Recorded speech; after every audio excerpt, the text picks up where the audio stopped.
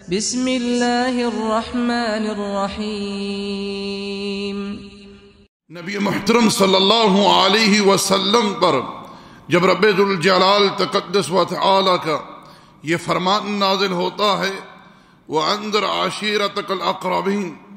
اب اپنے عزیز و اقارب کو، رشتہ داروں کو کھول کر خبردار کر دیجئے۔ نبی علیہ السلام ایک صبح تمام اہل مکہ کو کوہ صفا کی پہاڑی کے ارد گرد جمع فرماتی ہیں، اور نبی علیہ السلام اپنی قوم کے سامنے کلمہ توحید کی دعوت پیش کرتے ہیں۔ قولوا لا الہ الا اللہ تفلحوا، لا الہ الا اللہ کا اقرار کر لو، کامیاب ہو جاؤ گے۔ اس دن سے لے کر رسول اللہ صلی اللہ علیہ وسلم نے علی الاعلان دعوت توحید کا آغاز کر دیا، تمام لوگوں کو کھول کر خبردار کر دیا۔ پھر ایک وقت آتا ہے کہ اللہ کی توحید کے عظیم داعی جناب محمد رسول اللہ صلی اللہ علیہ وسلم حجرہ عائشہ میں زندگی اور موت کی کشمکش میں ہیں۔ بتلانے کا مقصد یہ ہے کہ نبی علیہ السلام نے اپنی دعوت کا آغاز بھی توحید سے کیا، اور آخری وقت جب دنیا سے رخصت ہو رہے ہیں اس وقت بھی امت کو توحید کا پیغام دیا اور شرک سے خبردار فرمایا۔ سیدہ کائنات ام المؤمنین عائشہ رضی اللہ تعالی عنہا فرماتی ہیں کہ وہ بیماری جس میں رسول اللہ صلی اللہ علیہ وسلم کو شفا نہ ہوئی، نبی علیہ السلام بستر مرگ پر تھے اور شدت تکلیف کی وجہ سے اپنے چہرے پر کپڑا ڈال رہے تھے اور ہٹا رہے تھے، اور بارہا یہ ارشاد فرما رہے تھے لعنت اللہ علی الیہود والنصارى اتخذوا قبور انبیائہم مساجدا، اللہ تعالیٰ کی لعنت ہو ایسے یہود و نصارہ پر جنہوں نے انبیاء کی قبروں کو سجدہ گاہ بنا لیا۔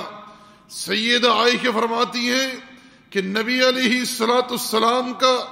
اپنی وفات کے وقت یہ بات بیان کرنا اپنی امت کو خبردار کرنا تھا کہ میری امت اس قبر پرستی کے شرک سے خبردار ہو جائے، کیونکہ یہ ایسا فعل ہے جس کی وجہ سے پہلی امتیں ہلاک ہوئی ہیں، برباد ہوئی ہیں، جن پر اللہ کا غضب، اللہ کا عذاب نازل ہوا ہے۔ یہ ملعون ہیں جو انبیاء و صالحین کی قبروں کو عبادت گاہ بنانے والے، سجدہ گاہ بنانے والے۔ یحذر ما صنعوا، دراصل پیارے پیغمبر امت کو خبردار کر رہے ہیں کہ امت کہیں قبر پرستی کے شرک میں مبتلا نہ ہو جائے۔ تو میرے بھائیو، میرے دوستو، غور کرو کہ جب رسول اللہ صلی اللہ علیہ وسلم نے زندگی کی ان لمحات میں جو بڑے قیمتی ہوتے ہیں، بڑے ثمین ہوتے ہیں، ان لمحات کے اندر بھی امت کو اس قبر پرستی کے شرک سے خبردار کیا، اور ایسی کیفیت کے ساتھ کیا کہ اللہ کے پیغمبر نے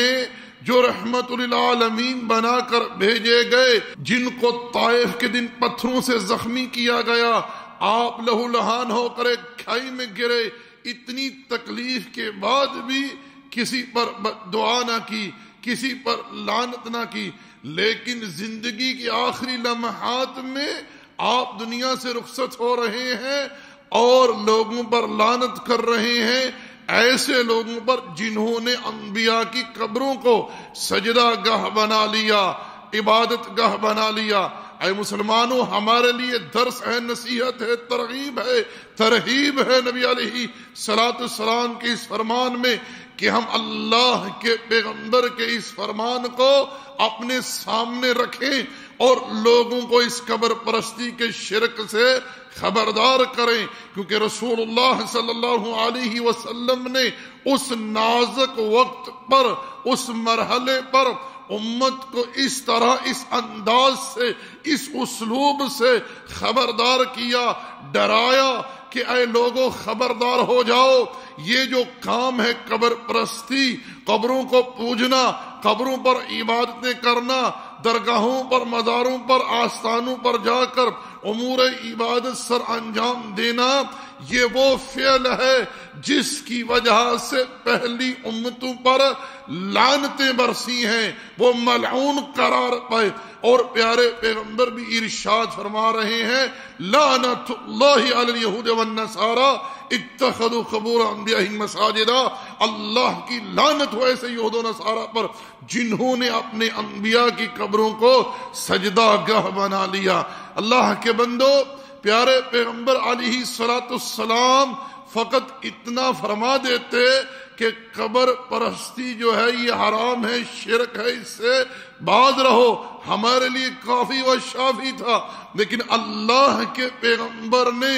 اس چیز کو اس انداز سے بیان کیا کہ لوگ خبردار ہو جائیں کہ یہ ایسا بھیانک فعل ہے، شرک ہے کہ اس وجہ سے لوگ ملعون قرار پائے، اور اللہ کے رسول خود ایسے لوگوں پر لعنت فرما رہے ہیں اپنی زبان مبارک سے کہ جنہوں نے انبیاء و صالحین کی قبروں کو سجدہ گاہ بنا لیا۔ اس لیے میں گزارش کروں گا جہاں تک میری آواز پہنچے کہ لوگوں خبردار ہو جاؤ، اس قبر پرستی کے شرک کے خلاف کمر بستہ ہو جاؤ۔ یہ کوئی صالحین سے محبت کا، ان سے عقیدت کا انداز نہیں ہے، یہ وہی شرک ہے